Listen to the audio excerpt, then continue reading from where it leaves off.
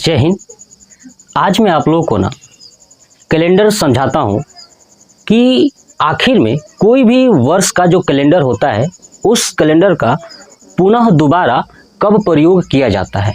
मतलब ये कि अगर ये 2026 है तो ये 2026 का जो कैलेंडर है वो पुनः कब प्रयोग किया जाएगा, किस वर्ष में किया जाएगा, ये हम लोग निकालना सीखेंगे।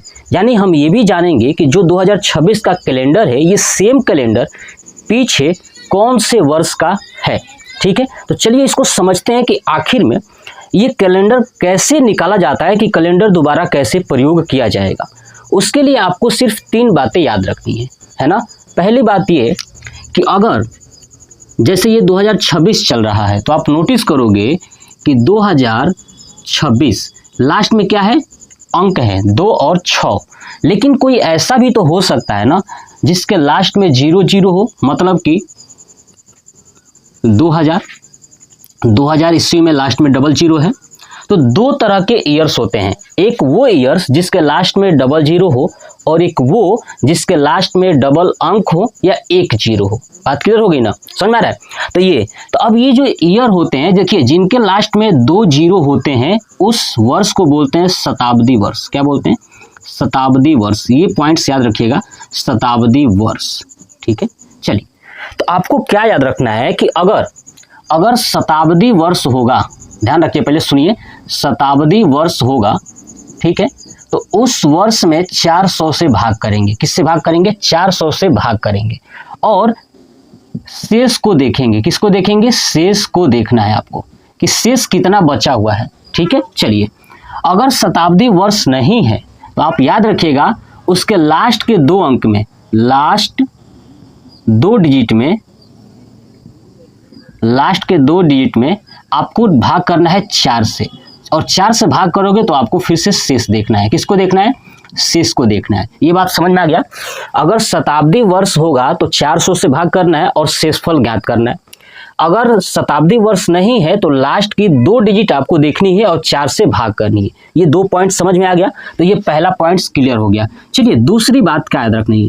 दूसरी बात ये कि अगर आप भाग देते हो चाहे 400 से चाहे 4 से, अगर भाग देते हो, अगर शेष है ना, अगर शेष 1 बचता है, 2 या 3 बचता है या 0 बचता है, इसके अलावा कोई नहीं बचेगा। मतलब या तो 0 बचेगा, या तो 1, या तो 2, या तो 3, इसके अलावा कोई भी शेष नहीं बचेगा, चाहे कोई भी ईयर उठा लीजिए।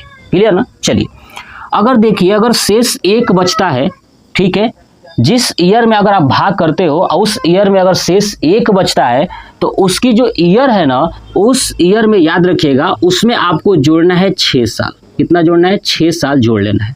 क्लियर? चलिए अगर 2 और 3 बचता है ना तो उसमें आपको जोड़ना है 11 साल, याद रखिएगा। अगर 0 बचता है तो उसमें आपको जोड़ना है 28 साल। बस यही हमारा, इतना ही आपको पता होना चाहिए। यही आपका पूरा कंप्लीट हो गया कैलेंडर का पुनः प्रयोग, कि कैलेंडर दोबारा कब प्रयोग किया जाएगा। अब चलिए हम लोग प्रश्नों को देखते हैं। देखिए अभी 2026 चल रहा है, देखते हैं कि ये 2026 का कैलेंडर दोबारा कब प्रयोग होगा। तो लास्ट में क्या है? 26। तो देखिए लास्ट 2 डिजिट वाला आ रहा है ना, शताब्दी तो है नहीं, 00 है नहीं, तो 4 से भाग करना है। तो देखिए 26 में 4 से भाग करेंगे तो क्या हो जाएगा? 6 चौक 24। तो ये हो गया आपका। शेष क्या बचा? 2। अब 2 शेष बचा है तो क्या जोड़ना है? 11 जोड़ना है। तो देखिए 2026 में अगर आप 11 जोड़ दोगे तो हो जाएगा 37, यानी 2037। यानी ये जो कैलेंडर 2026 का है वो 2037 में प्रयोग किया जाएगा। ठीक है, अब 2037 में इसका प्रयोग किया गया है। क्लियर हो गया? चलिए अब हम लोग ये जानते हैं कि आखिर में 2026 का कैलेंडर पीछे कब ये प्रयोग हुआ था। तो आपको क्या करना है कि जब 26 में भाग करोगे तो आएगा ये 2 का मतलब क्या है? ये 11, यानी इसका मतलब कि इसमें 11 जुड़ा हुआ है, तभी 2026 आया है। तो 11 इसमें घटा देंगे। क्या करेंगे? 2026 में से 11 घटा देंगे तो आपका कितना आ जाएगा? ये आ जाएगा 15। कितना आ जाएगा? 2015 आ जाएगा।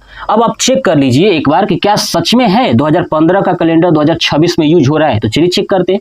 लास्ट में क्या है? 15। 15 में किससे भाग करेंगे? तो 4 से, है ना। तो क्या हो जाएगा? 4 तियां 12, 4 तियां 12। अब क्या हो जाएगा, यहाँ पे बचेगा 3। अब देखिए शेष 3 बचा है, इसका मतलब कि 11 इसमें जोड़ा गया है, तभी ये 2026 में प्रयोग हुआ है। ठीक है, चलिए ऐसे देखिए, मान लीजिए कि अब हो जाता हमारा 2000 का कैलेंडर कब प्रयोग होगा, तो देखिएगा 2000 है तो उसमें किससे भाग करना है, ये शताब्दी वर्ष है, क्योंकि लास्ट में डबल जीरो है तो शताब्दी, इसमें 400 से भाग करेंगे।